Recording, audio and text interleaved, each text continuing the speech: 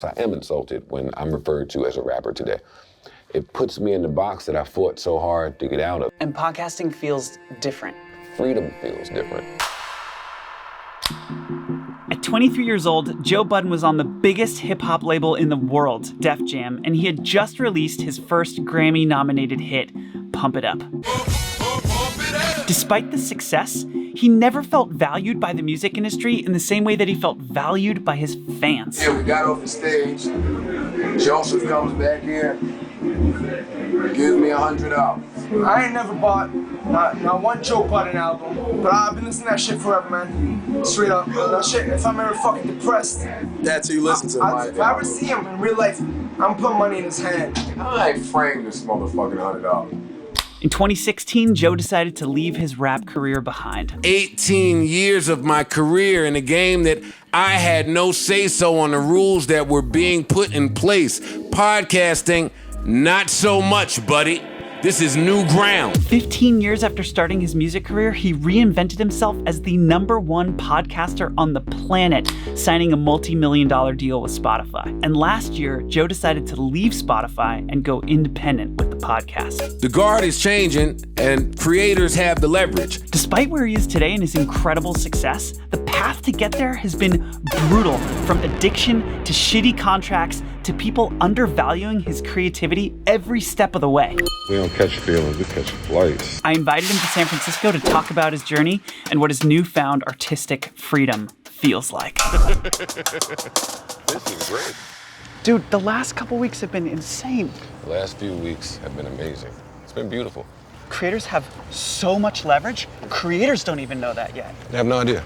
And moves like you made are helping creators kind of open their minds a little bit. Yeah. And giving them that sense of self-worth, which is, I think, another reason why your move was such an important move, kind of for the whole community. Yes, Finally, we're here. welcome. Thank you. Thank you for having me, Jack. Thank you for your hospitality. Yeah, Thank you for this Barbara Walters screen. I love it. like the glass. Yeah, it's safe. Yep. Okay, I want to go way back with you. I want to start all the way back. How far back? Birth? I want to go back to actually, first memory. What's your first, do you know your first memory? If I tell you, you're gonna think I'm a liar. Okay. I remember being in a crib. You remember being in a crib? Mm-hmm. What do you remember? Just being in a crib. I remember the blanket, and I faintly remember who I thought was a sitter or a nanny, but it wasn't a parent. And my mom told me that was the neighbor. That's my only memory of me in the projects, Washington projects in Harlem. Just me in a crib. That's my earliest memory. And that's where you were born? Well, no, my mom would get really mad if I say that. I was born in Lenox Hill. Why would your mom be mad at you? Because when you say Washington projects, it's poverty. So when you say I was born in Harlem, she says no. I was middle class, and you were born in Manhattan at a hospital that everybody was trying to get their child born at. And what was your school like? School back then was cool, educational, boring. Were you rapping? No, I was singing before I was rapping. I'm in the choir, I'm singing lead. And then 13, 14, when it was time for high school, I guess my mom may have noticed some behavioral issues in me. She wanted to send me to a school in North Carolina. What were the High school. behavioral issues? Drugs, burglaries, the streets. Just when you are a single mom and you can sense the streets having a strong hold on not just one of your kids, but both of your kids. So there we are now at 14, my mom says, I'm not gonna send you to high school in Jersey City because that's gonna be bad. So we go to Laurinburg, North Carolina, and what I learned is that this is a school for bad kids from all around the country. I learned how to be bad for real. What do you mean by that? Because I wasn't really bad when I got there. She sent you to the school to get better, and you got worse. 1,000%. What did you do? What do you say you got? Well, there are no parents. There's no house that you have to go back in at a certain time. You can smell like the Cisco that you're drinking. Like, you can just do what you want with no supervision. there was other kids singing. I started a singing group in that school, and I wrote. So I wrote songs, and we tried to sing them. Like what kind of, like a quartet? Like a quartet. And my roommate rapped, and I sung, and I wrote, and we was high. So when we were high, he would just start freestyling. He said, yeah, go ahead and do it, man. You can do it. I said, I don't rap. He said, so what? It's just something fun to do when you're high. I said, okay, and that's what we did. And it was just freestyle sessions while we were high. So freshman year, imagine now Christmas, when I go back home, whole different kid.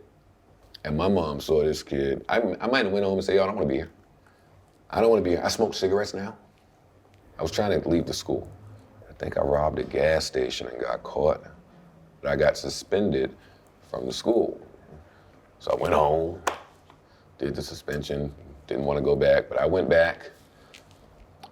I think the final straw was my sophomore year. I tried to, man, I hope y'all edit this to make me sound good somehow on this memory lane trip. Sophomore year, I tried to burn down the dorm. You tried with, you. Because I wanted to go home. I wanted to go home. I asked my mom. I begged my mom. And I just didn't want to be there anymore. How did you try? What did you do? Gas. I walked to the gas station. I filled up a thingamajiggy of gas. Went back to the dorm and poured gas over the dorm and lit a match and lit the gas. tried to. But you got caught or you got stopped or something? They evacuated. That was the end. That was the end. You got kicked out. Yeah, they sent me out. They sent That you was the end. When I got back home in high school, when I was bored in high school, because that didn't last long, I only stayed in there for maybe a few months. But lunchtime is when we would rap.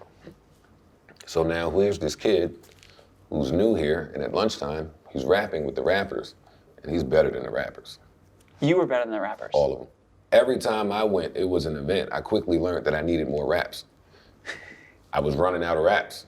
So at this point, I was going to school just to write the raps. How old are you at this point? 16.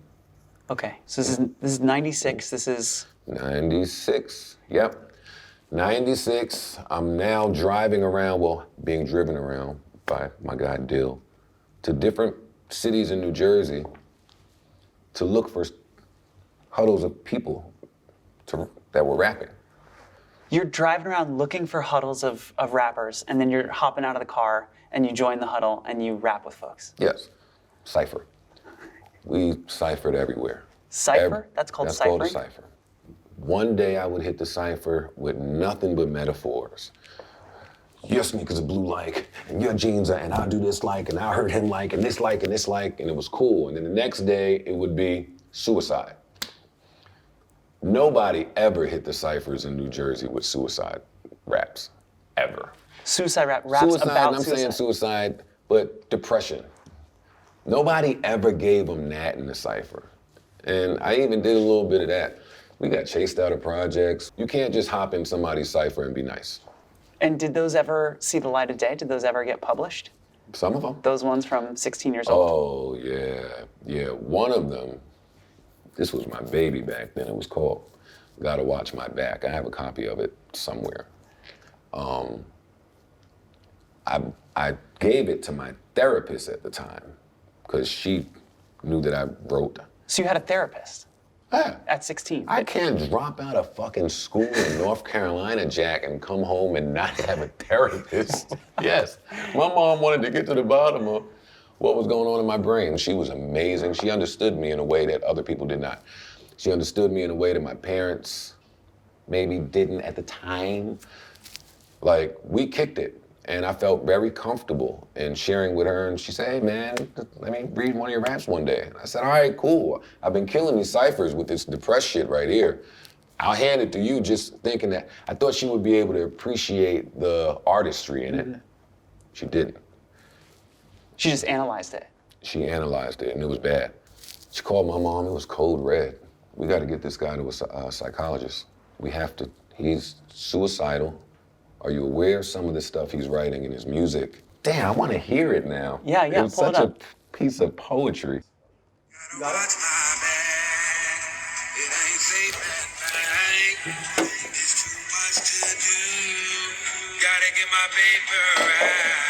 That you? And it's a lot of my dogs. 16. They either dead or in jail. But if I kill myself, would it be Oh, this is heaven great. or hell?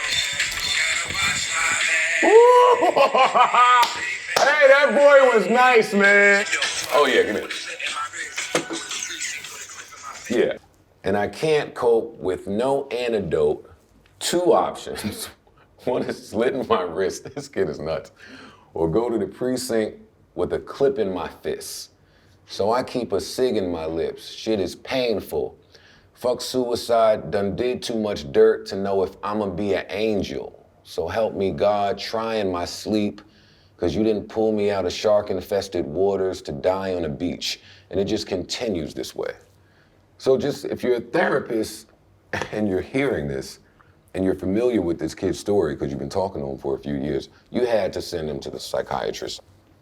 When you recite those lyrics back and you think about what you were going through back then, what would you tell your 16-year-old self? It was designed this way. What do you mean by that? This just sounds like a kid trying to understand. Yeah. Just sounds like a kid lost in his own emotions, a little overwhelmed, and looking for clarity just throughout everything.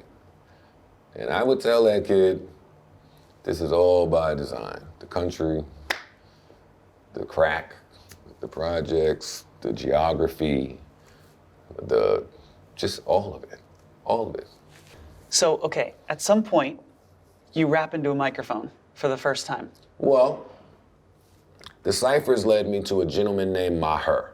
His name at the time was DJ Quest. And he was trying to be a DJ. So he just bought some DJ equipment. And I said, great. I rap. And I went to his house and I just rapped over things. Did he invite you to his house? Mm-hmm. Because he heard you in a cipher. He heard about me. He heard about you. He never heard me in a cipher. He wasn't that privileged. You had to know my name in Jersey City in 1996. So he had beats and stuff? No, instrumentals. Instrumentals? Not original productions. Songs that were out. Remember, he's trying to be a DJ. He's trying to blend and... Like so he's just karaoke got tracks. crates of records. Okay. Put an instrumental on. Some Wu-Tang shit, some Gravedigger shit, any instrumental, and I'm gonna rap to it. I'm making records with him for years. 95, 96, 97. 97 I left. I went away for a little bit. Where'd you go? I went to the Newark Renaissance House Rehabilitation Time. I went in June 13th, 97. Came out in 98 now. Older, a little more seasoned, and with 5 books of raps. Books? Books. I went to Maher's house, laid it all. I was the illest rapper in the world at that point.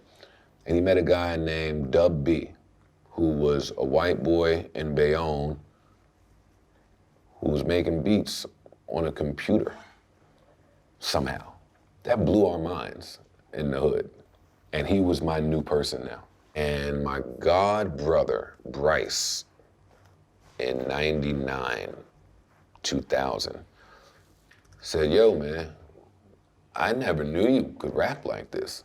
Why the hell are you not in New York? He said, just give me some music. And we gave him some music. And he took the music to Queens, and that music landed in someone else's hands, and someone else's hands, and eventually into the hands of my first production company. Production company? Production. You didn't have a record deal yet. You just No, had I didn't have a record deal. Did you sign a deal with the production company? You fucking bet I did. And what was After that I deal? saw some of the guys from the company on TV sitting next to DJ Clue at a Knick game, why would I not? They bought the equipment. They gave Dub B and myself 10 grand a piece that was just supposed to stretch forever. We spent a lot of time flooding the streets. Freestyles, mixtapes, freestyles, mixtapes, freestyles. And the same thing that happened in Jersey City in the ciphers happened in New York. Got hot fast. How did you know you were hot? Because you started to hear yourself in cars. In cars. In cars that would drive by. You would hear yourself. You'd hear your voice rapping in a car driving by. Yeah.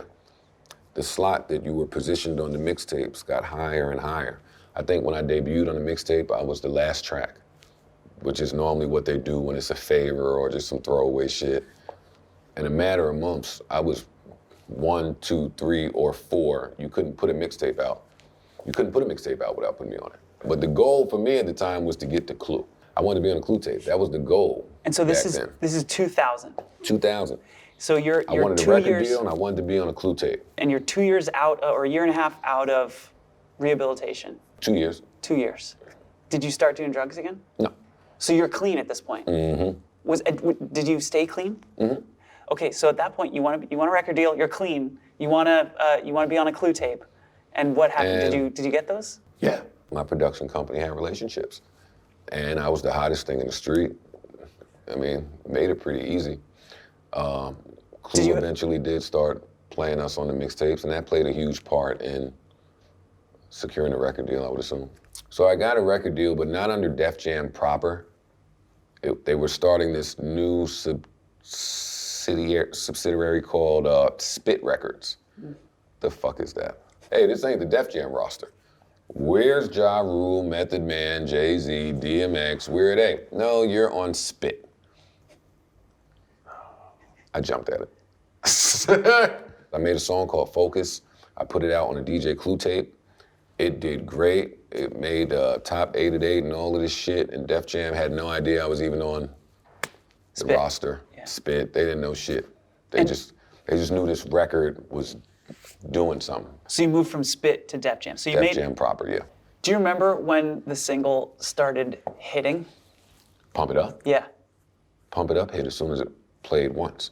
So you put it out. It hits. And how did you know that it was big? What happened? DJ Enough got on the radio 5 o'clock, rush hour, traffic jam, and said, Def Jam, you missed the last one, but this is it. And he just kept bringing it back. Bunch, for like 10 minutes on the. I heard that, you had to know what was happening. You'd have been a fool. And Def Jam did what they had to do. When the Grammys came, I didn't think I'd win that. Like, it said Joe was nominated with Eminem, Ja Rule, 50 Cent, and Ludacris, or whoever the biggest acts were at the time. That's who I was nominated with.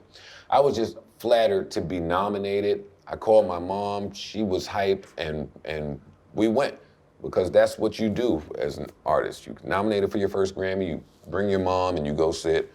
And I went and sat, and that was when I learned that I hated award shows. What did you hate about it? Everything. Yeah. I hated the people. I hated having to get dressed. I hated the paparazzi, the smiling, the shaking of all these hands, the waiting in line like this to get in. Get the fuck out of here, man. You never went again. I did when they made me, but even then, that's a different Joe. I snuck McDonald's in at that point. I'm eating burgers. No, I wasn't abiding by the Grammy rules. You snuck McDonald's into the Grammys. Yeah, I was the only guy eating. Listen, what are you gonna do, kick me out? I'm not winning these anyway. I'm not here for none of this celeb shit. Had you done any radio yet at that point? Oh yeah, no. I did the Hot 97 morning show in 2004. Tracy Clarity, at the time, was the program director or the head honcho at Hot 97. And she was real fly with me. And she came to me and said, you ever thought about doing radio? And I said, no. And she said, you should. And I said, all right, I'll think about it. She said, no, think about it now. And Monday, come to work. Tracy, I thought it was the wildest concept ever. And I called my mom and I told her, I said, this is what this lady is saying to me. And I've never done this before. And you're 24. I'm a little nervous. Yeah, but I'm not making any money in rap.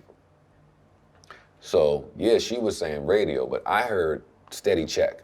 What was the check? It was $250 a year. $250,000 a year to do radio at 24 years old. I was in heaven. I loved it. I went there that Monday. She got me a hotel Sunday night. I stayed in the city. I talked my nervousness out with my mom. And 6 in the morning, I went in there. Why were you nervous? I've never done that before. It's a 4-hour block. You have 4 hours. You don't talk for 4 hours, but it's a 4-hour block. Did you have to plot it out? Do you know what you're going to talk about? I didn't know anything. I didn't know shit. I had never done it, no experience, no knowledge, and I was gonna learn on the fly. You liked it. No, I loved it. You loved it. Why did you like it so much? Why do you love it? I was being paid finally. So you liked it for the money, or did you Well, enjoy? no, I enjoyed this, and I was being paid. So. Did the label I know had that you done were enough- doing this? Yeah, they knew. They knew. And I was a real presence in New York at that time because of that radio gig, but maybe too much so. The label came to me and he was like, you can't do both. Why? You have to pick a career. You can't say that you want to be a rapper and you want people to buy your music if you are on New York radio every morning and you're that accessible. Why would I buy you if I can turn the radio on and hear you for free? Do you agree with that? Huh? Do you agree with that? In retrospect, does that? No. But listen, I didn't agree with it then. I wasn't bold enough to challenge it. This is the president of my label. I know how this goes. You're telling me if I stay over here, then I can't be over here. I want to be over here, but I'm not being paid over here, but fuck it. And I left radio, back to rap. So you gave up $250,000 a year to make no money rapping. Yeah. And did they have an answer for that? What did they, when you said, hey, I need to get paid? I remember going to Leo Cohen and saying, yo, man, this is great. Quick question, how do rappers make money? And he said, a pub deal. I said, wait, that was my introduction to a pub deal. What is this? What are you talking about? What's publishing? And why do I have to go outside of this building to get paid? My production company went and got probably a decent pub deal. Not so decent when it's 50% of all pub for the next million projects. I was amazed that I was making show money. Somebody's paying me to stand here and rap something that I wrote. Not only am I being paid, I'm gonna pay my hype man from the hood. We can get to travel and pay you, get a DJ. Wow! We did it. We did it. Couldn't be more wrong. Well, and so when did you start to kind of realize that? What were the moments where you're like, oh, fuck? Oh, well, they started pressuring me for a second album. I was nowhere near having a second album. I didn't start songs, like, by then I was out already. I'm doing shows, and I couldn't wrap my head around, well, how am I supposed to record an album if I'm out doing shows, buddy? Can't be two places at once.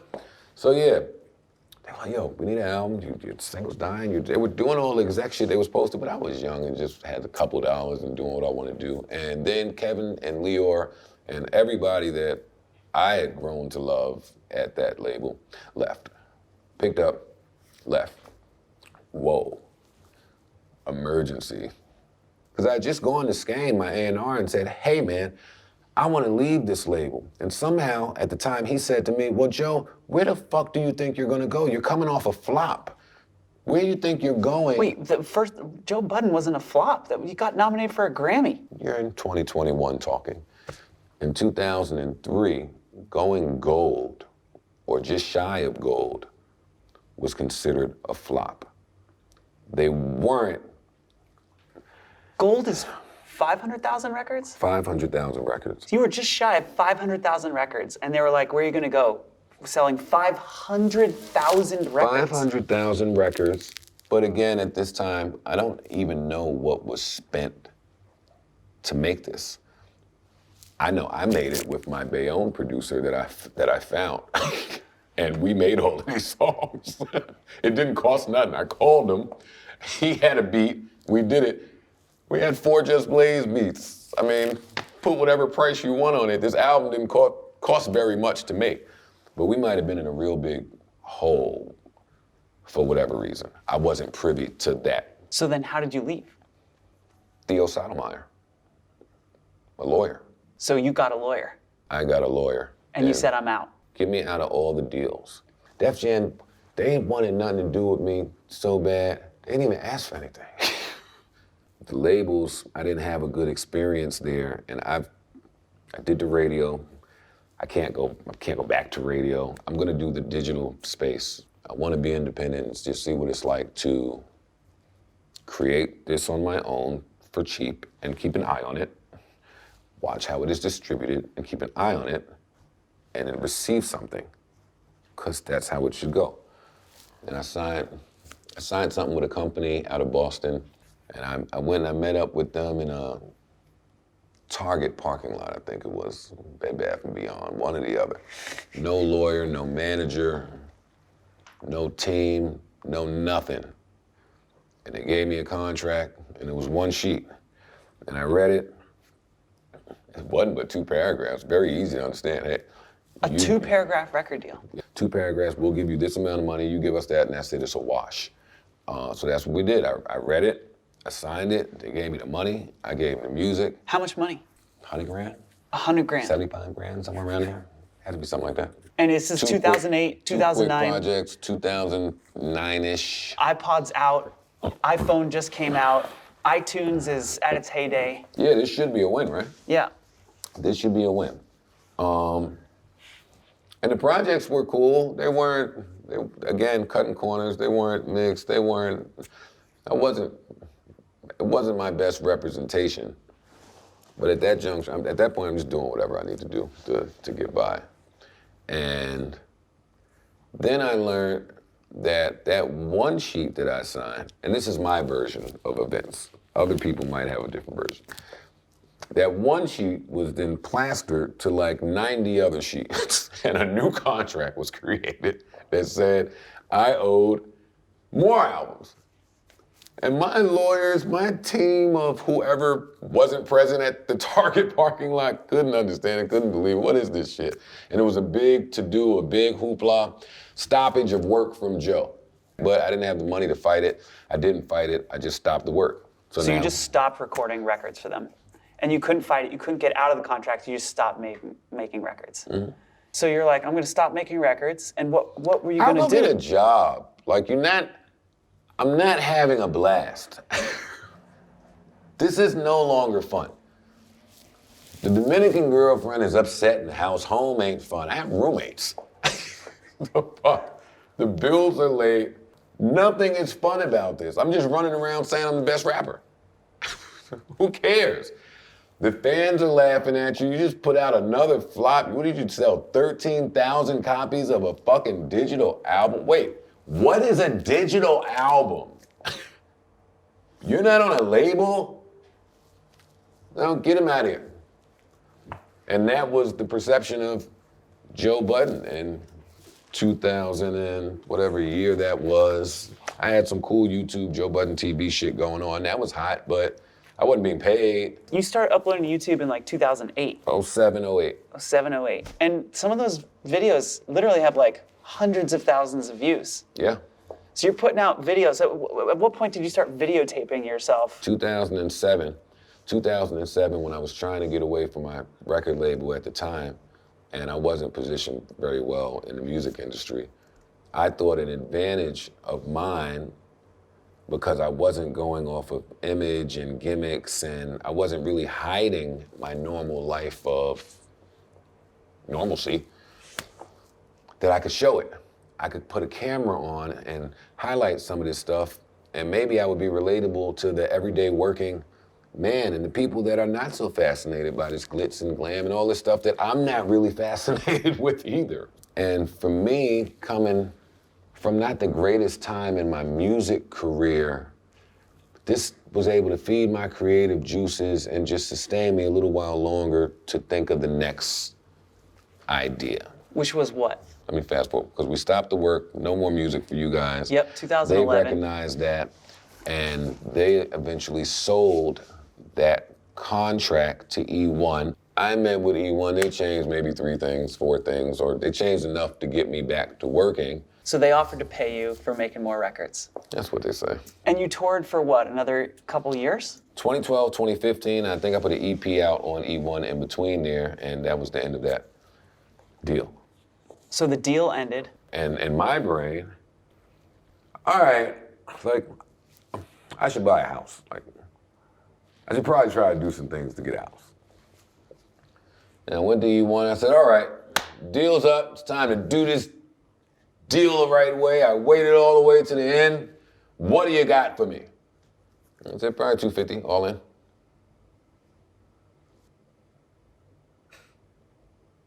$250,000. Maybe.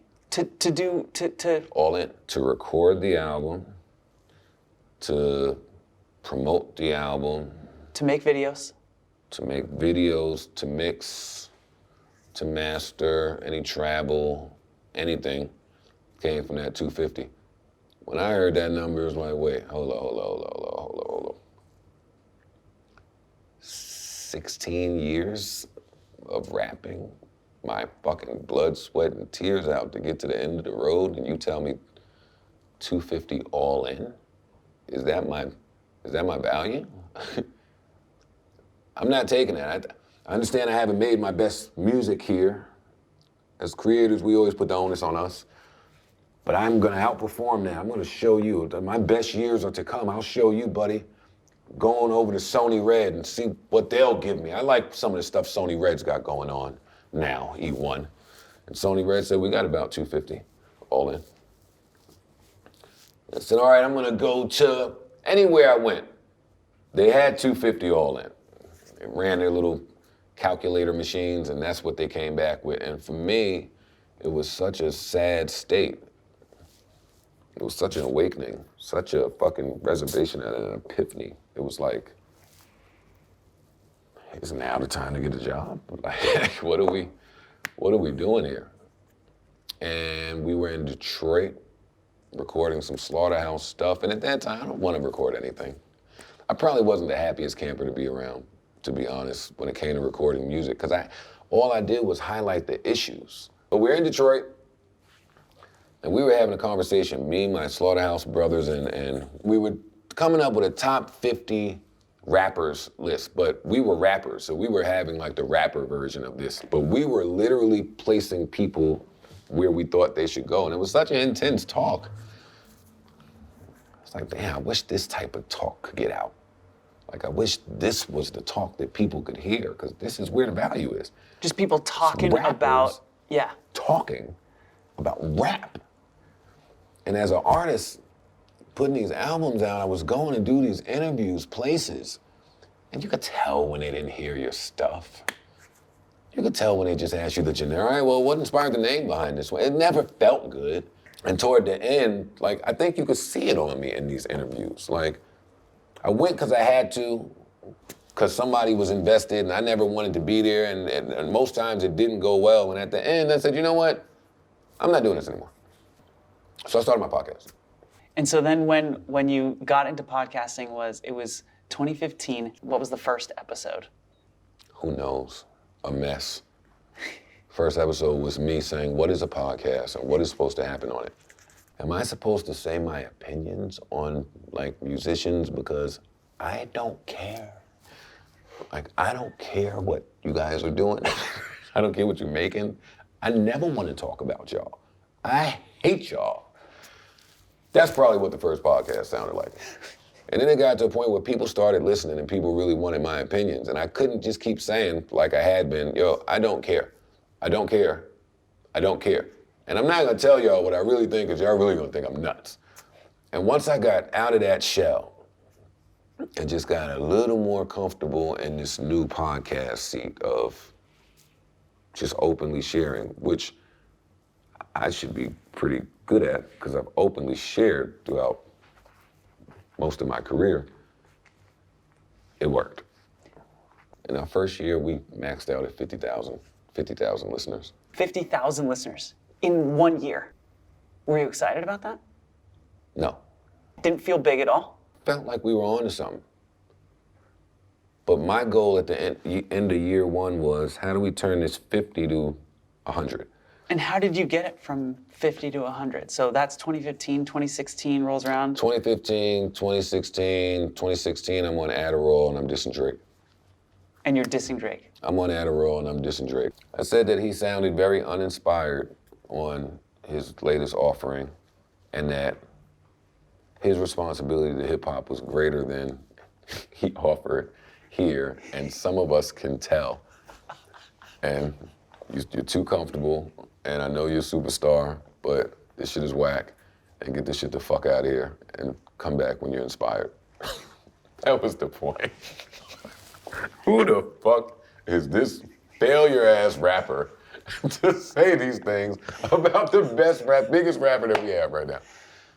But it worked somehow, I guess. And it becomes like a thing. It gets big on socials. It was a thing, and I was still rapping, so I mean, I went back and forth. I didn't have anything better to do. You were still rapping?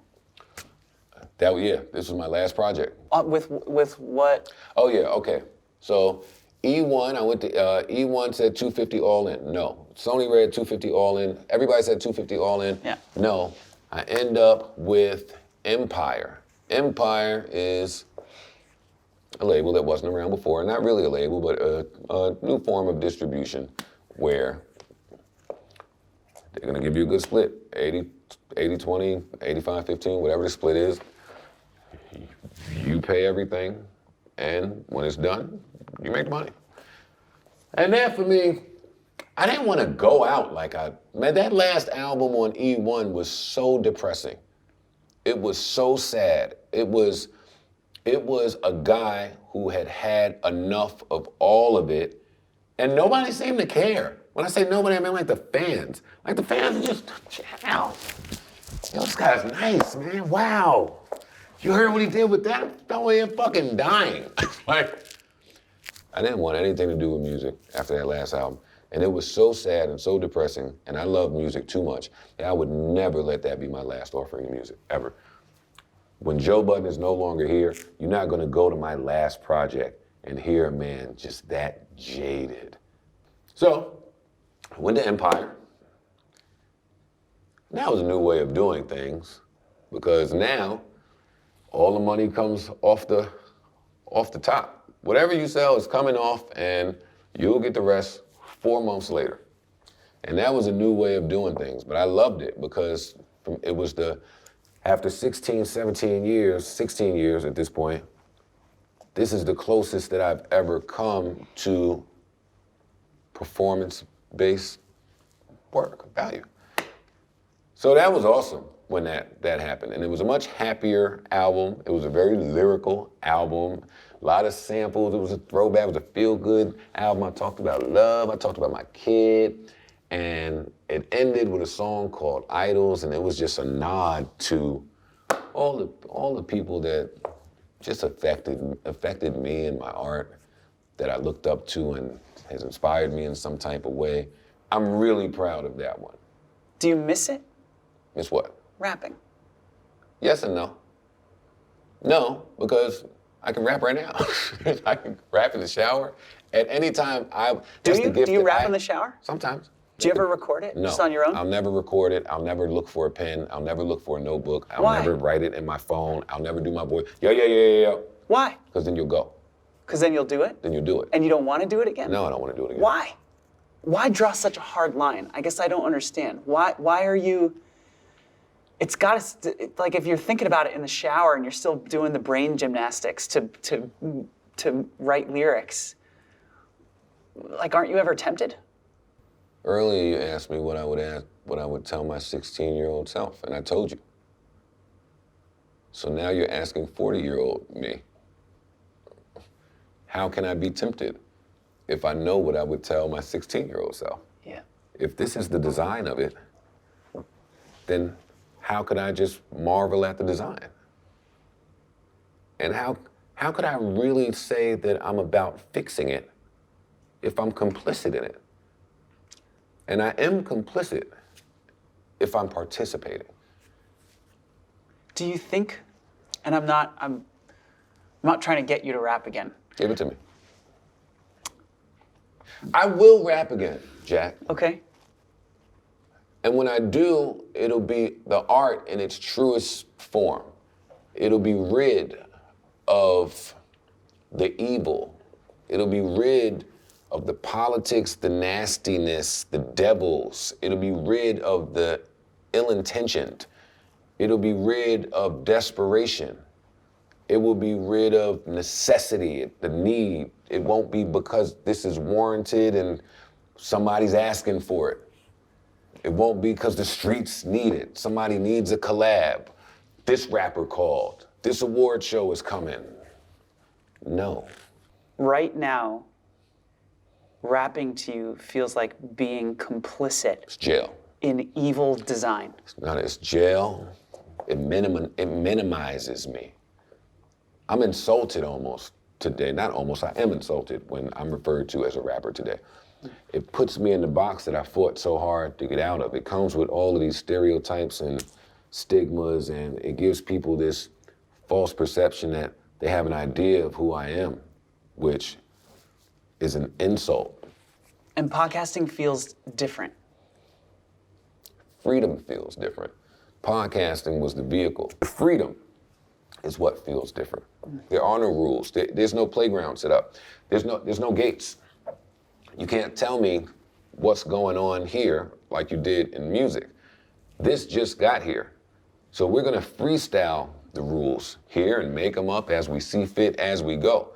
And none of y'all could really tell me anything about making up the rules here because, this is gonna sound arrogant, I made this space.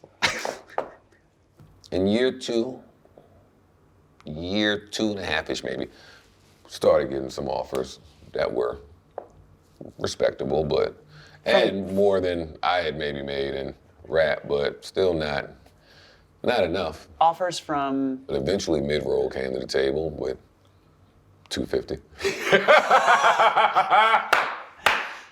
Fucking Mid-Roll had $250 for us. That damn $250 number, you can't escape it. They had $250 and we were this close to taking it.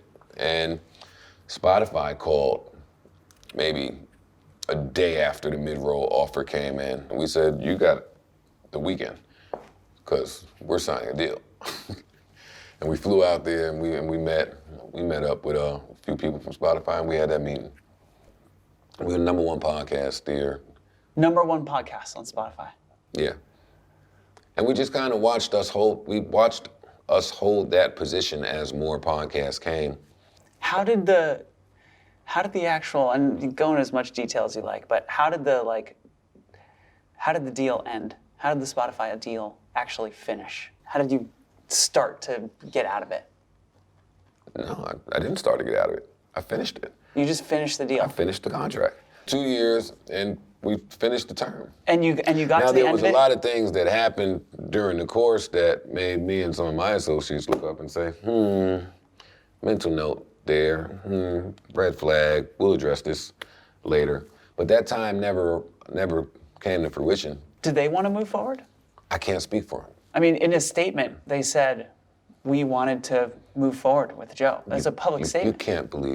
You can't believe public statements from companies. There really was no negotiation between Spotify and myself. We never asked for anything. When it was time to ask, we slid across a piece of paper with 5 questions. How many people did we bring here? What is our retention rate? It was 5 very basic, simple questions, none of which they answered. And sometimes no answer is an answer.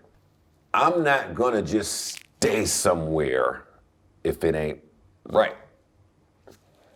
If it don't feel right, it's not about money, but if it don't feel right, if it's not good to the soul, I'm not staying. Creators just gotta keep creating until you get it right. You have a very strong, it seems to me, you have a very strong sense of self-worth. Well, thanks. Am I right? Do you? I'd say so, yeah. Yeah. Really strong. And that, I think, is something that is unique. I know a lot of artists who struggle with that sense of self-worth. Where does that come from for you? It's a good question. How do you define success? And for me, it was never by any of the metrics that they did or any way that they did. I just defined it differently. What is the future for Joe Budden? What do you see in 2030? You talked about reverse engineering. Yeah, from 2030. From in 2030, everybody has to do business differently. So everybody. what is it? Why? And what do you see? What are you working towards? Creator dominance. I'm working so that the scale is tipped in the right direction, the way it needs to be. And it's only but so many people that's gonna fight that good fight. And I'm one of them. 2030, and every year up until then will be to just change some of this mess. Are you optimistic about what it will be like? Yeah, 1000%. What's different now? Well, nothing is different right now. Okay. It's the same right now. It feels a little different because we're making some progress, but that's smoke and mirrors. It's all the same infrastructure-wise. Well, you're here now, so that's awesome. But the change is in the marathon. It's in the passing of the baton. Pac said, I may not change the world, but I may inspire the mind that will. And this is a new variation of that. The messaging is different, and the messengers are different. Look at us. It's different now. I think creators are in droves starting to recognize their worth, starting to recognize their value, and aren't gonna put up with this stuff. And they're gonna do what you did, and they're watching you, and they're gonna imitate you, and they're gonna I hope leave. so.